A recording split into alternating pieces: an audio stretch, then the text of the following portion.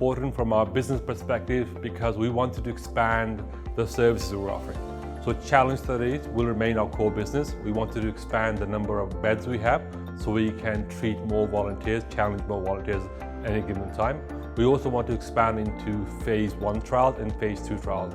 The new facility gives us the ability to expand into non-first-in-human clinical trials such as bridging trials or PK trials. And in addition, also gives us the ability to conduct phase 2 field trials. We'll also be conducting other challenge studies that do not require quarantine, and this new facility helps us do that. How have the new facilities helped? Well, they provided me with laboratories, as you can see here, in our new facility at Plumbers Row and our facility in Manchester, and that's allowed us to optimise our analytical lab in Q&B, which has doubled our throughput, allowing me to support many more clients. So H-Lab could now offer a broadened portfolio of assays, specialising in molecular, biomarker analysis, virology and immunology, and we're able to do that supporting people in early phase 1, phase 2, phase 3 and preclinical work.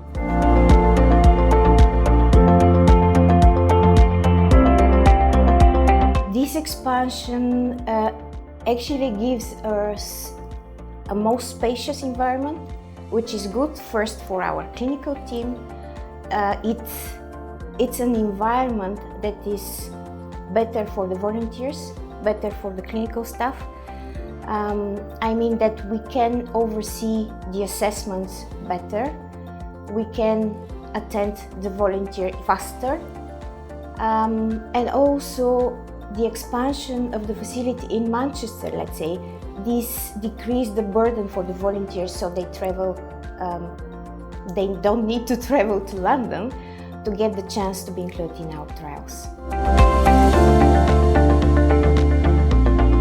Moving here, we can move the screening facility. We can now screen 1,000 volunteers a week here in Plumbers, which is really important. And finally, it brings a family together. We've got the admin people, the project managed people, all of our staff under the one roof beside the screening facility, plus the 12 beds here. So the entire company can really see how we work. First of all, there's quite a lot of technological innovations in clinical research now. There's a lot of digitalization. I think that's true in everyone's life, but also in our in clinical research development, so that's great. And in terms of the pandemic, we've also done the world's first COVID challenge trial in 2021. So we've designed a model that we could deliberately infect people, actually give them COVID in a safe, ethical and controlled way, so people could test their drug or their vaccine. And then in 2022, we did a similar exercise with a malaria challenge model. So we can also offer people who are in anti-malarial drugs the opportunity to participate in a challenge trial. We've increased our bed capacity from 43 to 62, which is about 40% bed capacity increase. There's 12 new beds here in Plumbers.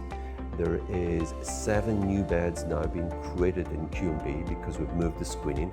All screening is here. So all told, for not much more than 400,000 additional capex, and we're really happy with that.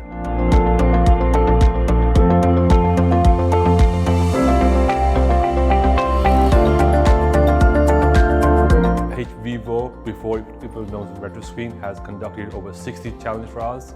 We have inoculated over 3,000 volunteers, and we have over 9 challenge models currently active.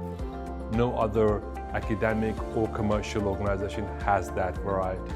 We also have one of the largest quarantine clinics in the world. We know we've got the breadth of experience, the depth of experience, and also the scientific expertise in-house, unmatched and unrivaled by anyone else.